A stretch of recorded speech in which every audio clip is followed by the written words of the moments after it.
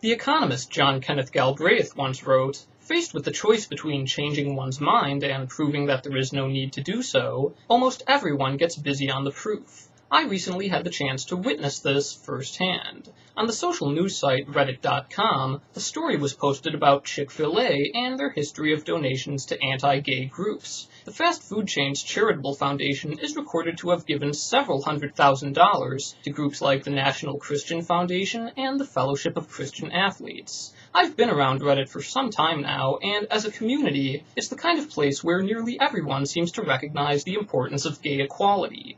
Or so I thought. This time was different, because it involved fried chicken. In over 1,000 comments, I watched as people tried to reconcile their support for gay rights with their craving for fast food. I saw what happened when it came time for them to put their professed beliefs into action. They chickened out. At first, some of them questioned whether the National Christian Foundation and the Fellowship of Christian Athletes are actually anti-gay. This was answered when people found that the NCF had given millions of dollars in grants to focus on the family and the Family Research Council. In addition, the FCA's National College Conference director claims that they've freed people from homosexuality, and their sexual purity statement says that being gay is not acceptable to God. It doesn't get any more obvious than that, right? Wrong. Now it was time to come up with excuses. First in line was the distancing. Chick-Fil-A didn't donate to anti-gay groups, they just donated to another group that gave money to anti-gay groups. So of course they didn't see a problem with this, given that their brains can't follow a moving object. Then came the minimizing. They had to find a way to pretend that groups like Focus on the Family and the Family Research Council aren't really anti-gay. Many people insisted that it wouldn't be accurate to call them hate groups, as if whether or not we call them hate groups would do anything to change the reality of what they've actually done. These groups think anti-bullying programs are pro-homosexual curriculum, they're officially opposed to any legal recognition of gay relationships, and they've even recommended making it illegal to be gay. But hey, at least it isn't hateful to take people's rights away. That makes it so much better. Some of them claim that being anti-gay is just a small part of what these groups do, rather than one of the central reasons for their very existence. And even if that were the case, why should that be any part of what they do? Is that like helping to support groups that are only a little bit white supremacist? Others said that these aren't anti-gay organizations, they're just Christian organizations. Are those supposed to be mutually exclusive?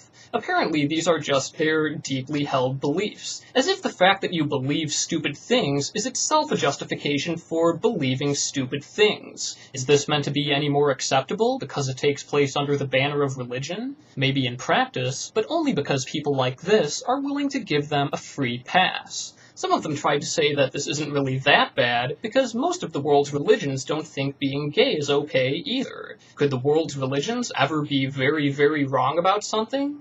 Perish the thought. I guess it's okay to be on the wrong side of things, as long as you've got company. Eventually, some people even started saying that these groups are non-judgmental, they keep their beliefs to themselves, they don't persecute gay people, and they have nothing to do with sexual orientation. Yes, none of this has ever actually happened, as long as they refuse to acknowledge it. And then there was the compensation. Chick-Fil-A can't really be that bad because they treat their employees well. They've donated to adoption agencies. They give out scholarships. So there you have it. My rights are disposable because they put people through college. I don't think I've ever seen a more cynical and contemptuous scheme than using your good deeds as a cover for the harm you intend to cause. The very fact that people need to come up with rationalizations for this shows that they recognize that it's wrong. And even when they did see that it's wrong, they felt the need to mention that the rest of us are probably shopping at businesses that support disagreeable causes too,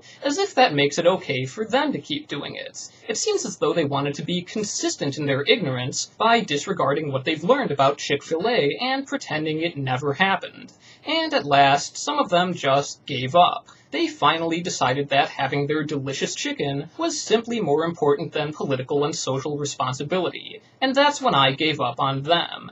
If they had all just admitted this in the first place, that would have been a different story, but that's not what they did. They had to wrestle with this. They had to come up with every excuse in the book for why waffle fries are worth sacrificing people's rights. And these people do care about gay rights on some level. They cared enough that they didn't want to be seen as failing to support gay rights. They cared enough to propose the most far-fetched justifications for why their choices aren't in conflict with this. But they didn't care enough to do something so easy as just not eating there. Apparently, that was too much to ask. They might say they're okay with gay people, they might have gay friends, they might even vote against marriage bans. But when it comes to considering the consequences of their actions and following their professed beliefs, even when it means changing their behavior, it seems that their alleged support is too flimsy to withstand the allure of fast food. And if your ethics can be bought for the price of a chicken sandwich, a sandwich that you paid for, you don't get to call them ethics. If you really care about people's rights, fried food should count for exactly nothing next to that. The very thought of making such a comparison should repulse any decent person. But, as I'm reminded time and time again, not everyone is a decent person. Not everyone can be counted on to follow through on their word. So don't trust what people say. Look at what they do.